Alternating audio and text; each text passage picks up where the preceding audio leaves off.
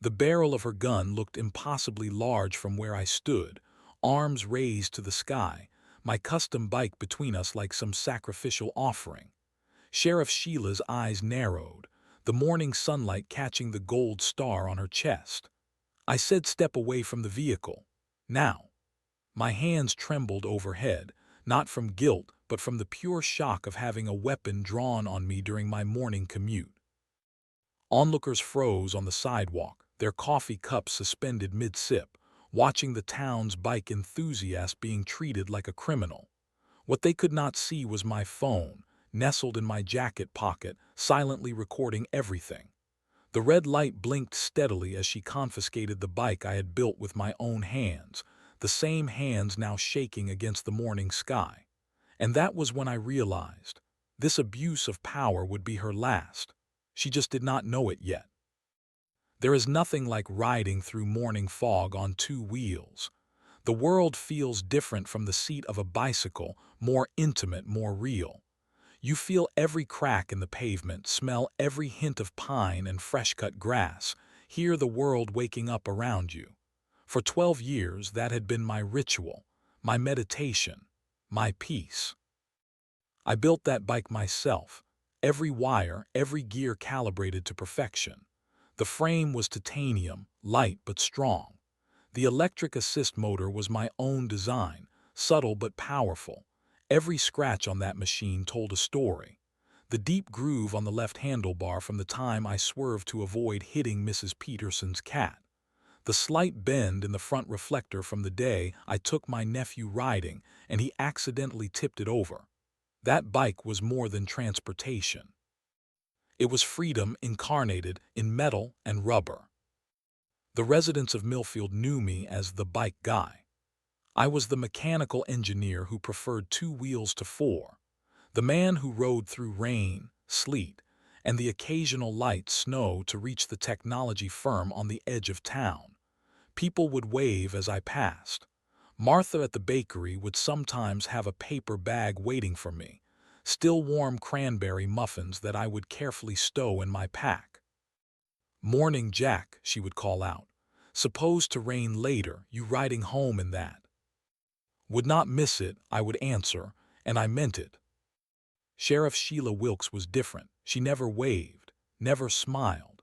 Her cruiser would sometimes slow beside me on empty stretches of road, following at my pace for uncomfortable moments before accelerating away. I had heard the stories about her, everyone in town had. How she pulled over teenagers for the slightest infractions. How she seemed to find reasons to cite certain people while ignoring others. But our paths had never directly crossed. I kept to myself, obeyed traffic laws, stayed invisible. Until that Wednesday in April. The morning started like any other. I secured my laptop in the waterproof panniers, checked the tire pressure, and set out just as the sun began burning through the morning mist. The route was embedded in my muscle memory, past the Wilson farm, across the wooden bridge where ducks gathered in the reeds, then onto Main Street where the shops were just beginning to flip their signs from closed to open. I nodded to Sam unlocking the hardware store, waved to the postman sorting his morning deliveries. Everything was normal. Everything was routine. The bike path after Main Street curved past the old cemetery, then wound through a short stretch of woods before emerging near the industrial park where my office stood. I had ridden it thousands of times. Halfway through the wooded section I heard it, the distinctive rumble of a police cruiser. Then came the lights, flashing red and blue reflecting off the morning dew that still clung to the leaves. Unusual but not alarming. Perhaps there had been an accident ahead. I slowed, preparing to stop if needed. The cruiser pulled across the bike path, blocking it completely. The driver's door opened, and Sheriff Sheila stepped out. Her hand was already resting on her holster. Her sunglasses hid her eyes, but her mouth was set in a hard line. "Step off the bike," she ordered, her voice carrying through the still morning air. I braked to a complete stop, confused but compliant. "Is there a problem, Sheriff?" I said, "Step off the bike." Now. Something in her tone made my stomach tighten. This was not a routine stop. This was not about a broken tail light or missing reflector. There was an eagerness in her stance, a tension in her shoulders that sent warning signals through my body. I dismounted slowly, careful to make no sudden movements. Place the bike on the ground and step away from it. "Sheriff, I don't understand. What's this about?" Her hand moved from her holster to her gun. "Last warning, step away from the bike." And that was when I knew what happened next would change everything. Her voice was sharp enough to cut glass, hands where I can see them. I raised my arms slowly, palms forward, heart hammering against my ribs. The morning suddenly felt colder. Sheriff Sheila drew her weapon with practiced efficiency, pointing it at my chest. 20 feet separated us, with my beloved bike lying on the ground between us like a fallen comrade. "Sheriff, please, whatever this is about." "Shut up," she snapped. "That bike matches the description of a stolen vehicle reported last night." My mind raced. Stolen. My bike had never left my garage except when I was riding it. I had the receipts for every component, photographs of the building process, even the custom paint job I had applied myself. "There must be some mistake," I said, struggling to keep my voice steady. "I built this bike myself. I have documentation." "Documentation can be faked," she cut me off, taking a step closer. Her sunglasses reflected my own frightened face back at me. "You fit the profile of our suspect." "Profile? What profile?" "A middle-aged engineer on his way to work." Two joggers appeared on the path behind me. They slowed, their conversation dying when they saw the scene unfolding. Sheriff Sheila noticed them too. "Police business," she barked at them. "Take another route." They retreated hastily, throwing concerned glances over their shoulders. Witnesses departing. Convenient. With my arms still raised, I felt a drop of sweat trace a path down my spine. My phone was in my jacket pocket. The new model with the programmable side button. 3 quick presses would activate the camera without unlocking the screen. A feature designed for capturing spontaneous moments, not confrontations with armed officers. Slowly, carefully, I pressed the button through the fabric. Once, twice, 3 times. A subtle vibration confirmed the recording had started.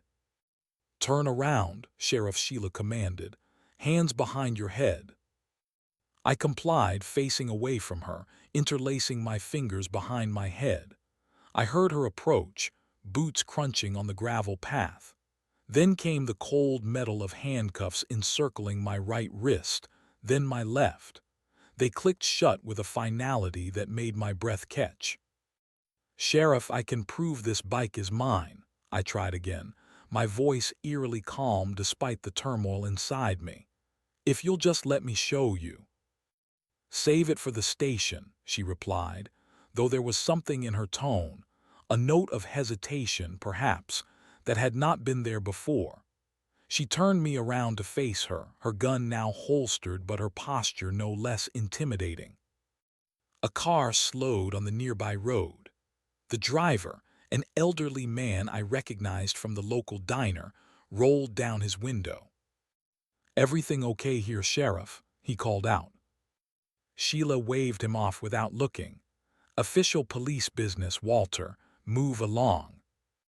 Walter lingered a moment longer, his eyes meeting mine briefly before he reluctantly drove away. Another witness dismissed. Sheriff Sheila walked over to my bike, examining it with exaggerated thoroughness. She ran her gloved fingers over the frame, checked the serial number on the underside, inspected the custom battery pack. "This definitely matches our report," she declared, though she had consulted no notes, made no calls to verify anything. "Please," I said, "at least give me a receipt or something. That bike is worth over $4,000 in parts alone." She laughed, a short, humorless sound. "A receipt for evidence in an ongoing investigation." She lifted the bike easily and carried it to her cruiser, opening the trunk and placing it inside with surprising care. "Consider yourself lucky I am not taking you in two." She closed the trunk with a slam that felt like a physical blow. My creation, my daily joy, now locked away behind police steel. "What happens now?" I asked as she unlocked the handcuffs, freeing my wrists. "You will be contacted if we need anything else," she said vaguely, returning to the driver's side of her cruiser. "I strongly suggest you find another mode of transportation in the meantime." "And how am I supposed to get to work now?" I called out, unable to keep the frustration from my voice. She paused before entering her vehicle, turning to look at me over the roof of the cruiser. For a moment, her sunglasses slipped down her nose, and I saw her eyes clearly for the first time that morning. There was no anger there, no sense of duty, only a cold satisfaction. "Not my problem," she replied. Then she was gone, driving away with my bike secured in her trunk. No paperwork, no citation, no official record of our encounter. I stood alone on the path, the spot where my bike had lain now marked only by a small depression in the gravel. My hands were shaking, not from fear anymore, but from something deeper, something that burned in my chest and throat. It was not over. The recording was still running in my pocket, capturing the sound of her departure, the rustle of leaves, my own ragged breathing. I would stop it soon, save it, protect it. Because in that moment, standing on the empty path with the ghost of my bike before me, I made a decision. This would not stand. Not this time. Not with me. The walk home took 53 minutes. Each step felt like a small defeat, each passing car a reminder of what had been taken. By the time I reached my driveway, the morning's chill had burned away under the climbing sun, leaving me drenched in sweat and simmering with indignation. Inside, I immediately transferred the video from my phone to my computer, then backed it up to 3 separate locations.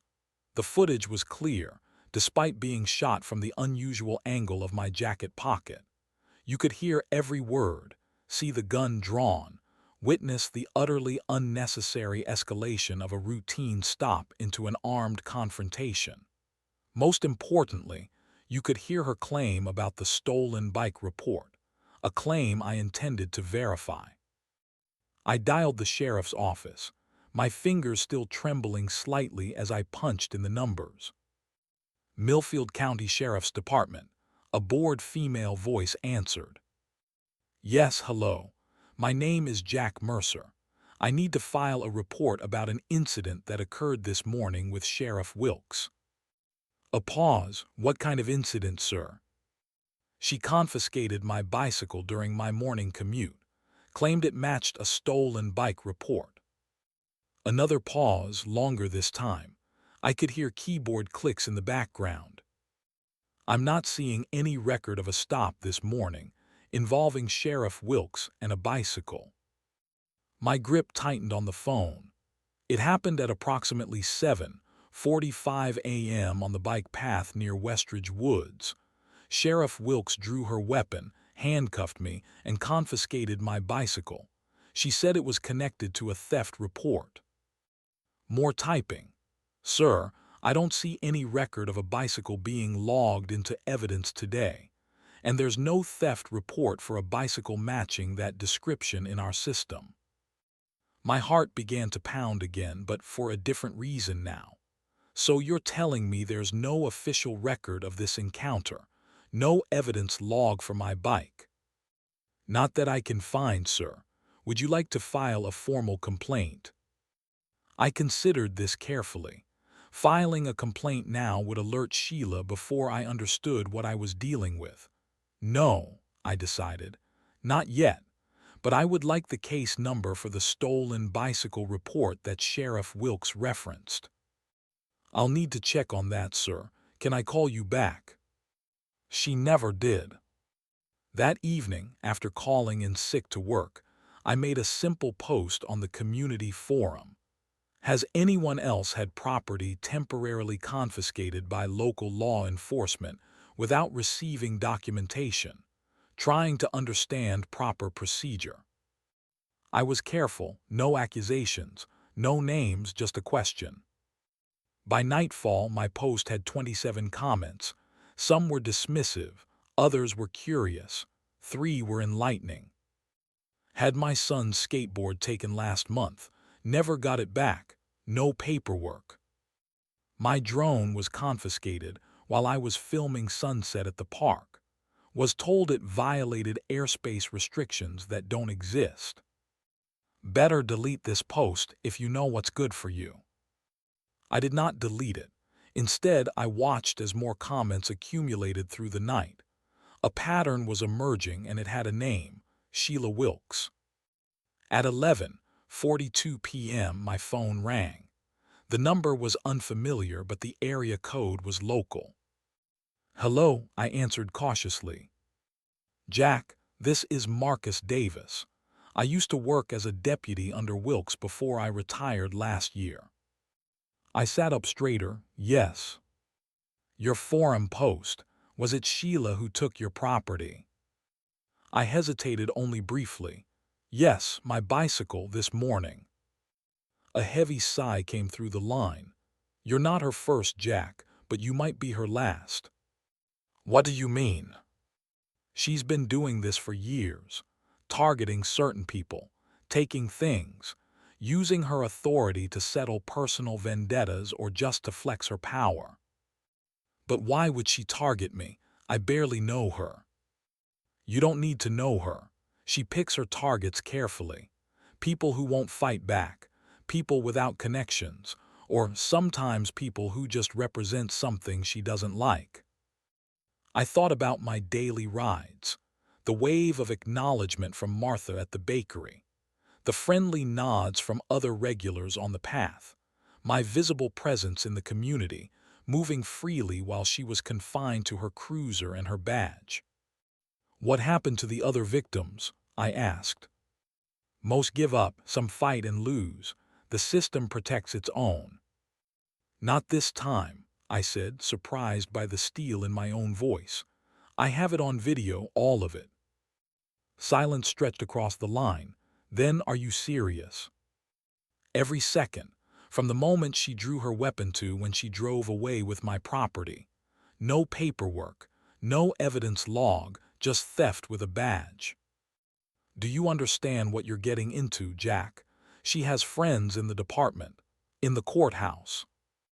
I thought about my bike, about the countless hours spent building it, perfecting it, about the freedom it represented, about the look in Sheila's eyes when she took it, that cold satisfaction. I understand perfectly, I replied. The question is, will you help me? Another pause and then, meet me tomorrow, Grayson's Diner, 8 a.m., back booth. That night I barely slept, but it was not fear keeping me awake. It was something that had been dormant inside me for too long. Purpose. Grayson's Diner smelled of bacon grease and coffee, a comforting American constant that morning as I slid into the back booth where Marcus Davis waited. He was older than I expected, with deep lines carved around his eyes and mouth, his sheriff's department cap replaced by a worn fishing hat. "Did you bring it?" he asked without preamble, voice low despite the clatter of breakfast plates and morning conversation. I placed my phone on the table, screen dark. It's all here, but I want to know more before I show anyone. Marcus nodded, taking a long sip from his coffee mug. Smart. Let me tell you what I know. When I joined the department 15 years ago, Sheila was already there, ambitious, effective, but there was always something off about how she approached the job. For her, it was never about protecting and serving. It was about power, control. The waitress approached. We ordered coffee for me, a refill for Marcus. When she left, he continued. About 5 years in, I started noticing a pattern. Certain people would come to the station asking about property, items confiscated during stops that were never logged into evidence, official procedure ignored. When I asked about it, I was told to focus on my own cases. And nobody reported her, I asked. Marcus laughed without humor. To whom? Her brother works in internal affairs at the county level. Complaints disappeared, evidence vanished, and anyone who pushed too hard found themselves with problems, traffic stops, citations, investigations into their past. I thought about my confiscated bike. So what changed? Why are you helping me now? Because I'm retired, because I'm tired of seeing it, and because no one's ever had video evidence before. Over the next hour, as the diner emptied of morning commuters, Marcus helped me compile a list.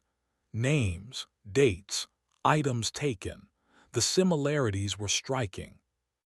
Kevin Jimenez, 17, had his modified drone confiscated while filming for a school project. No report filed. No evidence log. Sarah Tennant, a wedding photographer, had her camera taken during a traffic stop. Alleged improper documentation of business equipment. The camera never reappeared. Raj Patel, a college student, had his laptop seized while working at the park. Suspicious activity. No warrant, no receipt. The pattern was clear. People on the fringes of the community. People without powerful connections. People who couldn't fight back effectively. Did anyone try, I asked. To fight back, I mean. Marcus nodded grimly. A few. One filed a formal complaint. 2 weeks later, his daughter was pulled over with alcohol in her car, except she swore it wasn't hers. Case was eventually dropped, but the message was sent. I leaned back, processing this information. She's been careful, targeting the vulnerable, taking things valuable enough to hurt but not valuable enough to risk everything fighting for. Until now, Marcus said, eyeing my phone. Until you. That afternoon, I began building my digital fortress. I created an encrypted folder labeled simply Accountability. Inside went the video, broken into segments with timestamps and annotations. I added notes from my conversation with Marcus. Names, dates, patterns. I reached out carefully, selectively. A message to Kevin about his drone. A coffee with Sarah to discuss her missing camera. A careful conversation with Raj about his laptop. Each conversation yielded more details, more connections. She wore sunglasses the entire time, even though it was cloudy, Kevin told me. She kept saying she could make things difficult for my business if I didn't cooperate, Sarah recalled. No body cam, Raj noted. She specifically mentioned it was malfunctioning that day. I mapped it all, locations, times, targets. The picture that emerged was not of random abuse of power, but of systematic intimidation. Calculated violations by someone who believed herself untouchable. By the end of the week, my folder contained testimonies from 11 people, 11 encounters, 0 body cam footage, 0 official reports. What about your bike? My colleague Thomas asked when I showed up at work in my rarely used car. Thought you were married to that thing. It's being upgraded, I lied, not ready to share my growing project. That night I reviewed the video again, frame by frame, word by word. Sheriff Sheila's voice played through my speakers. This definitely matches our report. A report that did not exist. Her gun, drawn and pointed at an unarmed citizen. My hands raised against the morning sky. The evidence was irrefutable, but evidence alone was not enough, not against someone who had manipulated the system for years. I needed something more powerful than evidence. I needed exposure. The editing software hummed softly as I applied the final touches to the video. 3 days had passed since my bike was taken, and I had not wasted a single hour. The raw footage was powerful, but context would make it undeniable. I added timestamps in the corner, location data that matched cell tower records, a small inset map showing exactly where the encounter occurred. I included text overlays explaining that no theft report existed for any bicycle matching mine, that no evidence log had been created, that no documentation of the stop had been filed. At the video's end, I added a simple statement. Sheriff Sheila Wilkes confiscated this bicycle at gunpoint on April 17th. No paperwork was provided. No evidence log exists. This was not law enforcement. This was intimidation. When finished, I exported 3 versions: the raw unedited footage, the annotated version, and a condensed 2-minute cut that highlighted the most egregious moments. Everything was backed up to secure cloud storage under an anonymous account. But releasing it myself would be a mistake. I needed distance, plausible deniability, someone with credibility who could withstand the backlash that would inevitably come. I remembered Tyler Rhodes, a local content creator whose YouTube channel focused on government transparency and civil rights.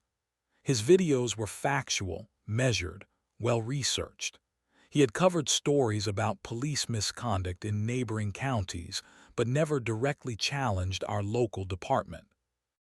I composed an email with care, attaching only a single still image from the video: Sheriff Sheila's hand on her weapon, my bike visible on the ground between us. I have documented evidence of abuse of power by a local law enforcement officer. Multiple witnesses can corroborate similar incidents. This is not an isolated event. Are you interested in seeing more? His response came within hours. Send what you have, securely.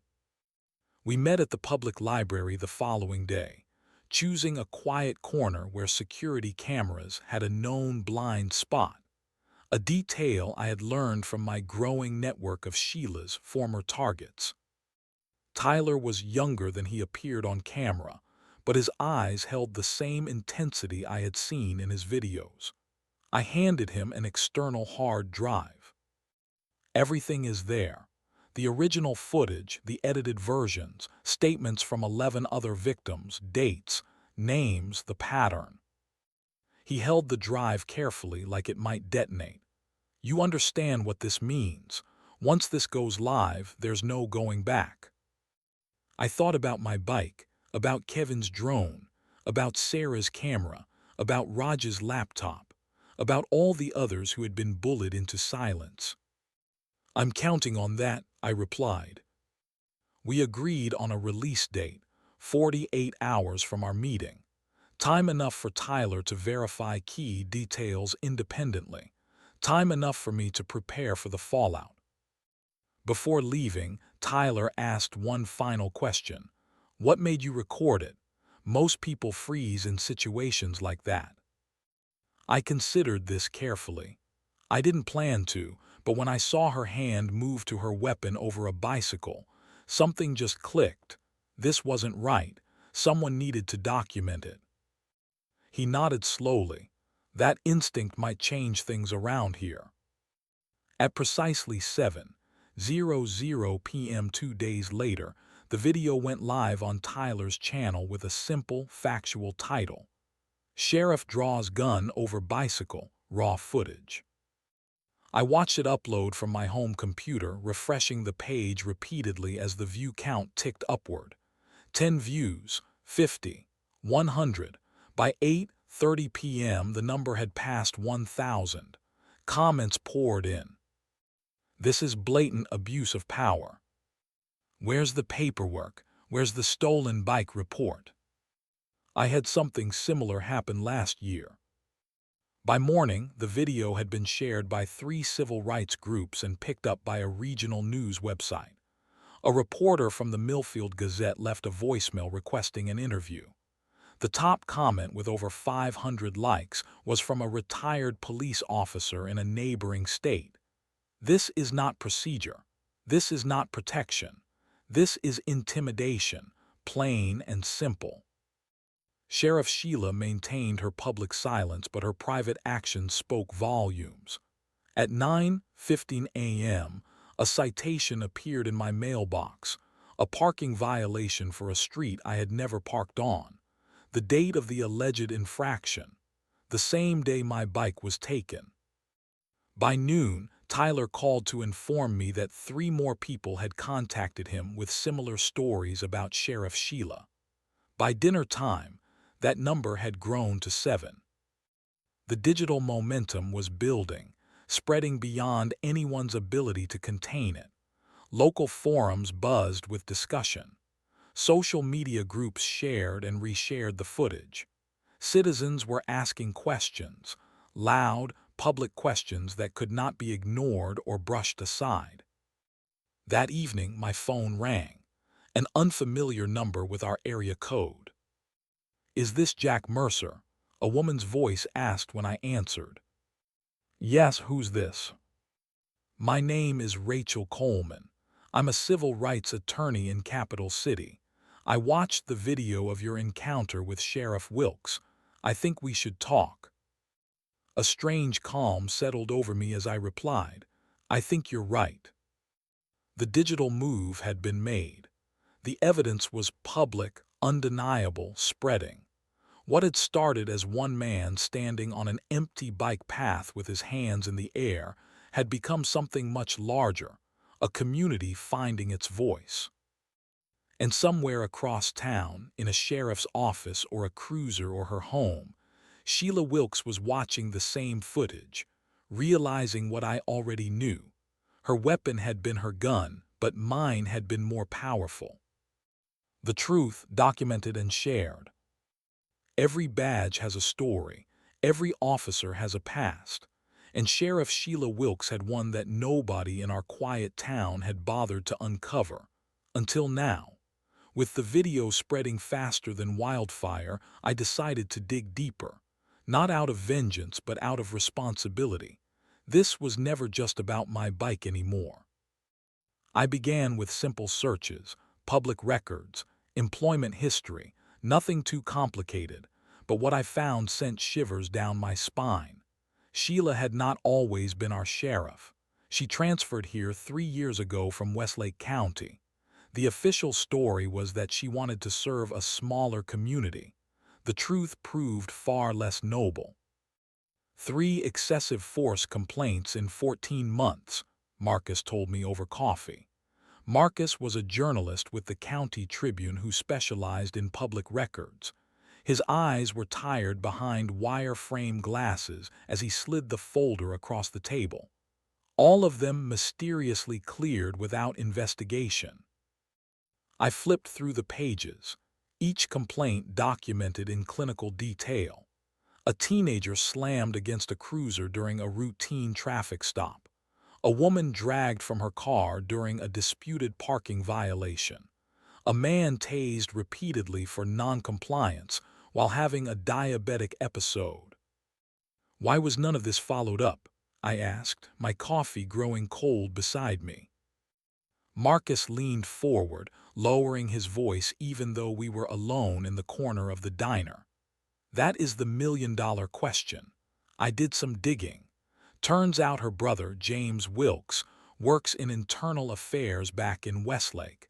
Every complaint disappeared under his watch. My heart sank, so she just got away with it and then came here. Classic case of failing upward. Small town, less scrutiny, full authority. Marcus closed his notebook. But you changed that equation with your video. That evening, I contacted Sarah Hernandez, a civil rights attorney who specialized in police misconduct cases. Her office was 2 counties over, but she agreed to meet the next day. I brought everything: the video, the complaints Marcus had uncovered, and the testimonies I had gathered. Sarah watched the footage 3 times, her expression unchanging. When she finally spoke, her voice was steady and certain. This is actionable. What she did to you alone constitutes a serious civil rights violation. The gun was completely unnecessary, and there was no probable cause for seizure of your property. So what happens next? I asked. We file a formal complaint, not just with the department but with the State Oversight Board. She looked me straight in the eyes. This will not be easy. People like Sheriff Wilkes have connections. They have the system on their side. Are you prepared for what might come? I thought about my bike, about the gun pointed at my chest, about the teenagers who walked with their heads down when Sheila drove by, about the delivery driver who took the long route just to avoid her patrol areas. I am not backing down, I told her, my voice finding strength I did not know I possessed. Not anymore. That night, I organized everything into a digital folder labeled Public Accountability, Case 11. Inside were subfolders for each victim, each incident, each pattern of abuse. The centerpiece was my own footage, unedited, clear as day. A sheriff drawing her weapon on an unarmed civilian over a bicycle. As I worked, my phone buzzed with messages of support, people offering their own stories, people thanking me for speaking up. A retired deputy whom I had never met wrote, "You are doing what many of us wanted to but could not. Stay strong." The town was waking up. The silence was breaking. And Sheila Wilkes, for the first time in her career, would face something she could not intimidate or bully into submission: the truth. The morning news hit like a thunderclap. Local sheriff under investigation after gun incident scrolled across the bottom of every screen in town. Channel 8 had picked up the story overnight, and by breakfast, 3 other stations had followed suit. My phone would not stop ringing. "We would like to get your statement on camera," said a reporter whose face I recognized from the evening news. "Your video has raised serious questions about police conduct in rural communities." I agreed to meet them on the courthouse steps at noon. No hiding, no shadows. This needed to happen in the light. When I arrived, there were not just cameras but people, dozens of them. Some held handmade signs. Badges don't grant immunity and protect, not intimidate. An elderly woman approached me, her eyes watery behind thick glasses. "Thank you," she whispered, squeezing my arm. "My grandson was stopped 3 times last month just for riding his skateboard. No one would listen to us." The interview was straightforward. I did not embellish or exaggerate. I simply described what happened, my voice steady despite the cameras and growing crowd. All I did was ride my bike to work, the same route I take every day. She stopped me at gunpoint. No warning, no explanation, just force and intimidation. And when I tried to follow up through proper channels, there was no record of the incident, no report, nothing. "What do you hope comes from releasing this video?" the reporter asked. "Accountability," I answered without hesitation. "Not just for me, but for everyone who has been silenced by fear. This is not about one bike or one incident. This is about abuse of power and what we as a community are willing to accept." Back at the sheriff's office, Sheila was scrambling. Within hours of the news breaking, she released a statement calling the video manipulated content designed to damage law enforcement credibility. She claimed it was selectively edited and missing crucial context. Her deflection strategy backfired spectacularly. 3 digital forensics experts volunteered to analyze the footage. Their conclusion was unanimous and damning. The video was authentic, unedited, and showed exactly what I claimed. Town officials began distancing themselves. Mayor Richards, who had appointed Sheila and defended her tough-on-crime approach for years, suddenly could not be reached for comment. The town council called an emergency session. The police oversight committee, which had been largely ceremonial until now, requested immediate access to Sheila's service records. 5 days after the video went public, the first protest formed outside the sheriff's department. It was peaceful but determined, about 60 people from all walks of life. Grandmothers in sensible shoes stood beside teenagers in hoodies. Teachers marched alongside mechanics. This was not a radical crowd. These were everyday people who had simply had enough. Sheila watched from behind tinted windows as the crowd grew. By evening, the number had doubled. Local businesses sent food and water to the protesters. Someone projected my video onto the wall of the department building, playing it on loop as the sun went down. That night, my doorbell rang. I opened it cautiously to find Deputy Collins, one of the younger officers, standing there in civilian clothes, looking nervous. "I am not supposed to be here," he said quietly. "But you should know, Sheila has ordered all of us to review our body cam footage from the past month and delete anything that does not follow proper procedure. She is covering her tracks." "Are people complying?" I asked. He looked away. Some are not, but I thought you should know." I thanked him, and as he walked away, I realized the wall of silence was cracking. The blue line was not as solid as Sheila had believed. People were making choices about which side of history they wanted to be on. The pressure was mounting, the truth was spreading, and Sheila was running out of places to hide. The lawsuit landed on Sheila's desk exactly 17 days after she took my bike. "Civil rights violation under color of law," read the heading. Below it, my name as plaintiff, hers as defendant, along with the department and the county. Sarah Hernandez had not wasted any time. The filing was comprehensive, 47 pages detailing not just my incident, but establishing a pattern of behavior. 15 similar incidents were cited as supporting evidence. The document requested not only damages but systemic changes to department policies and independent oversight. Within hours of the filing, the State Ethics Board announced its own inquiry. This was no coincidence. Sarah had made sure they received a copy of our complaint simultaneously. Sheila was now fighting on two fronts: my civil suit and a professional conduct investigation that could cost her badge.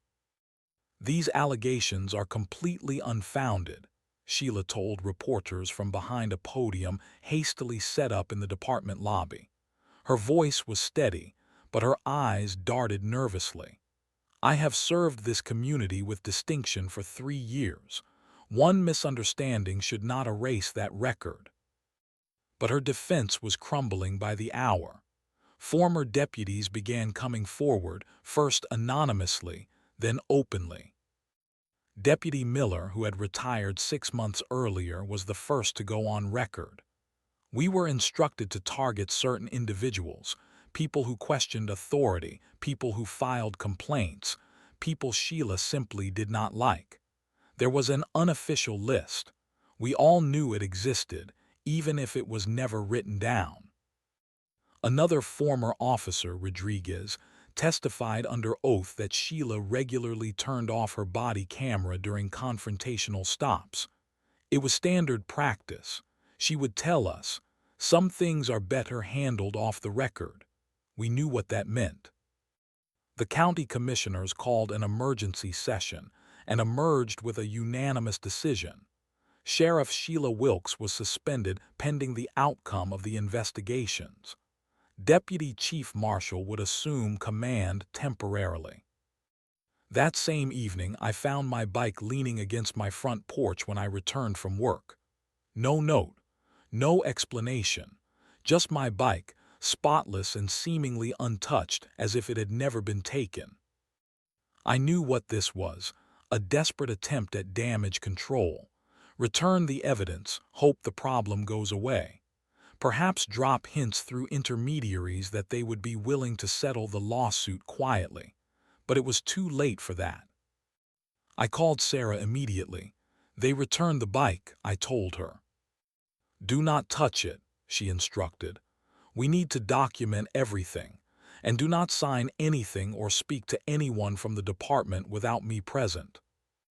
An hour later, Sarah arrived with a professional photographer who documented every inch of the bike, including a small but significant detail. The serial number had been partially filed away, an apparent attempt to obscure its identity in case I had records of the number. This is not a peace offering, Sarah said, shaking her head. This is destruction of evidence. They knew the court would demand they produce the bike during discovery. By altering it and returning it unofficially, they are trying to muddy the waters. 3 days later, we received a settlement offer through official channels. The county offered $50,000 to drop all claims with a non-disclosure agreement attached. No admission of wrongdoing, no policy changes, just money and silence. I did not even have to think about it. No, I told Sarah, this was never about money. The rejection made headlines. Bike victim rejects payoff, DEMANDS accountability, ran across the front page of the County Tribune. Public support surged. The protest outside the department, which had dwindled to a handful of dedicated individuals, swelled again to over 100. We proceeded with depositions. One by one, officers past and present were questioned under oath. Some remained loyal to Sheila. Others, seeing which way the wind was blowing, told their truths. The pattern became clearer with each testimony: targeted harassment, selective enforcement, intimidation of critics. The most devastating testimony came from Sheila's own administrative assistant, who produced a handwritten note from the sheriff instructing her to lose my complaint if I filed one. It was not the first such note, the assistant testified, her voice barely above a whisper. The state investigation accelerated. What had begun as an inquiry into one incident had expanded into a comprehensive review of Sheila's entire tenure. Records were subpoenaed. Witnesses were interviewed. The blue wall was crumbling brick by brick. Through it all, I continued riding my bike to work. The same route, the same time. But now when people saw me, they waved or nodded in recognition. Sometimes cars would honk in support.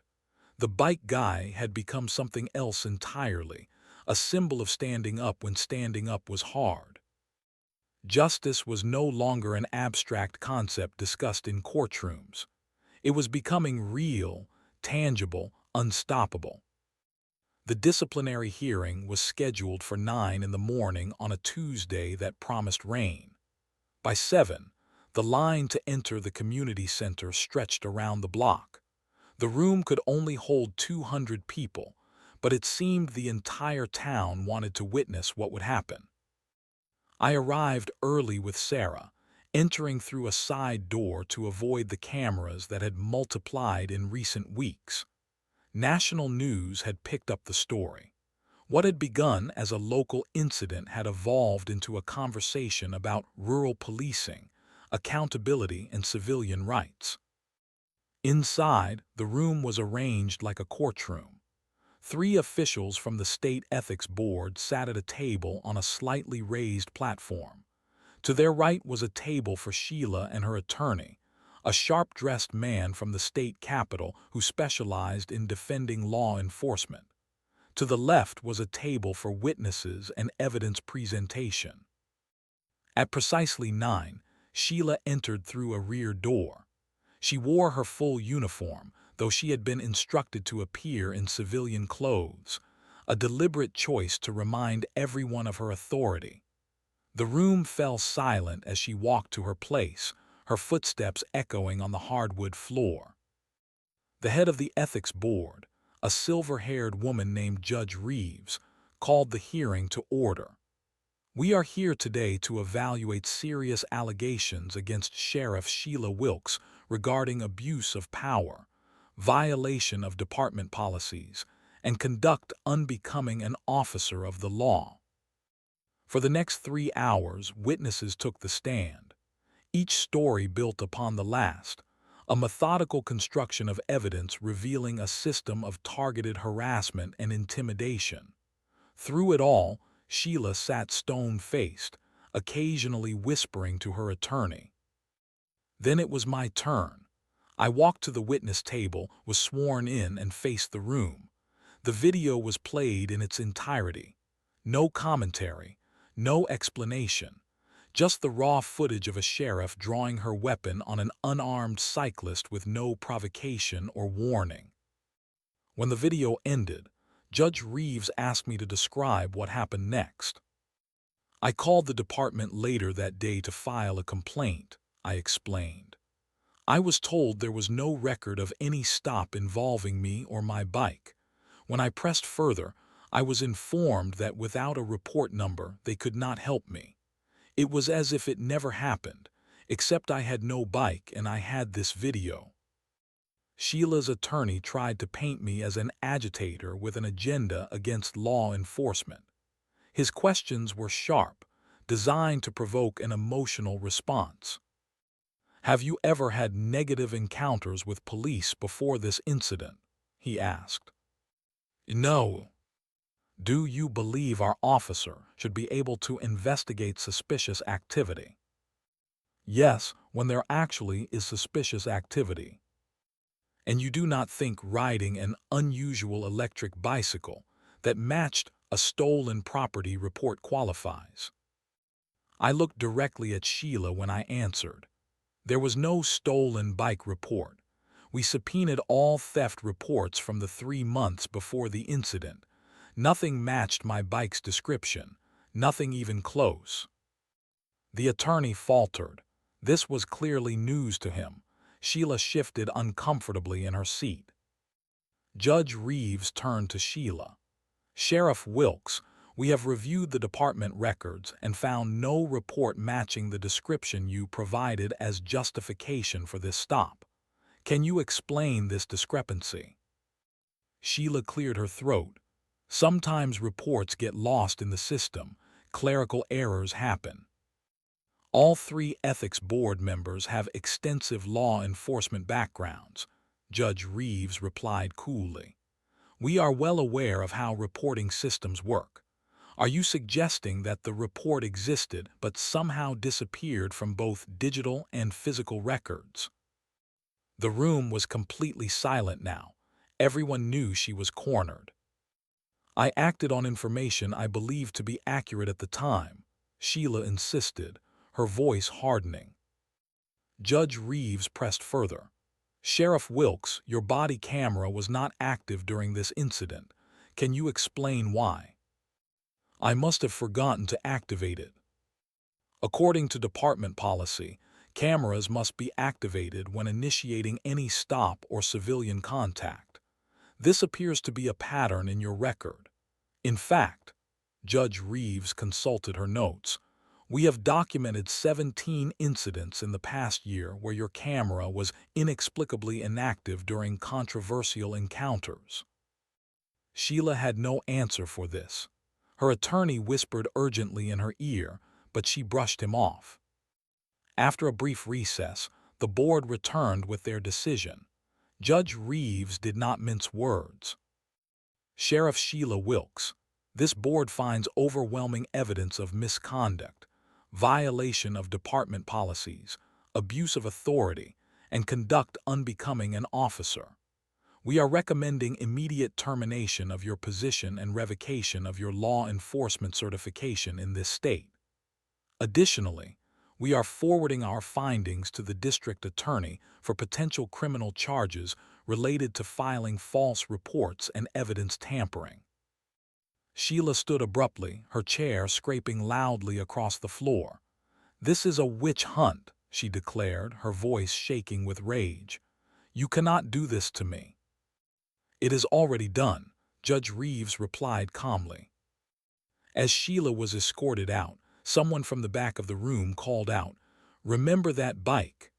The comment rippled through the crowd, followed by subdued applause that grew louder with each passing second. Outside, rain had begun to fall, washing away the last vestiges of Sheila's reign. The town would need healing, but today, justice had prevailed. 6 months after the hearing, I rode my bike along the familiar path to work.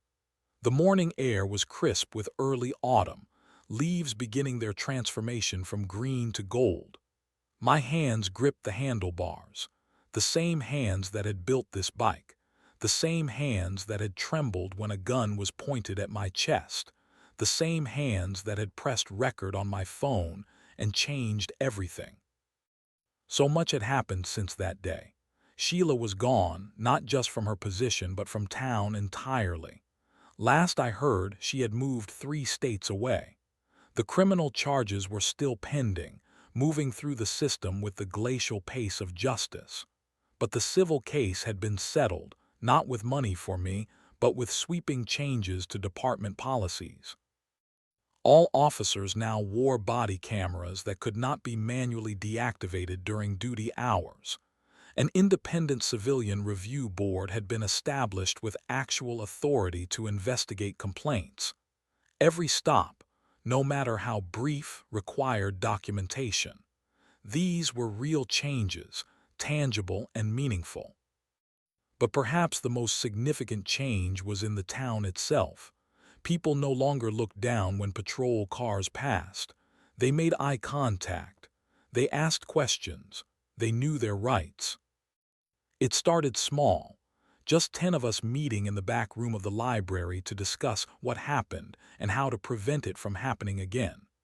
We called ourselves the Civilian Oversight Group, nothing fancy or official, just concerned citizens wanting transparency from those who carried badges and guns in our name. The second meeting drew 20 people. The third, nearly 50. We brought in legal experts to teach us about our rights during stops and searches. We created a simple smartphone app that helped people record and document interactions with authority figures. We established a support network for those who had experienced abuse. My bike became something of a symbol. I led monthly rights rides through town, peaceful processions of cyclists, distributing Know Your Rights cards and building community awareness. What began as a response to injustice had evolved into a movement for education and empowerment. Deputy Marshal, now officially Chief Marshal, approached me after one such ride. He had removed his hat and looked different somehow, more human, less uniform. "I want you to know," he said hesitantly, "many of us are grateful for what happened. Not the way it happened, but the result. Sheila created a culture of fear inside the department too. Officers who questioned her found themselves on graveyard shifts or dangerous assignments." "Why did no one speak up?" I asked. He looked away. Fear is a powerful thing. We all had families, mortgages, lives we had built here. Speaking up meant risking everything. I understood then something I had missed before. The system that enabled Sheila's abuse was built on silence, not just from civilians but from fellow officers too. Breaking that silence had required someone with nothing to lose. That someone had been me, purely by chance. The local paper ran a feature story on our group's 6-month anniversary.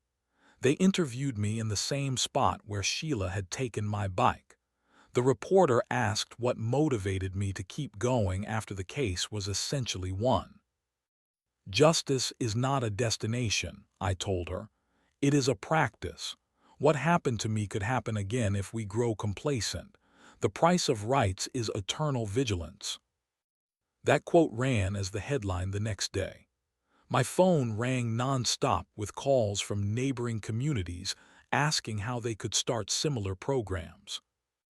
One evening, as summer faded into fall, I received an email from a law school professor who had been following our story.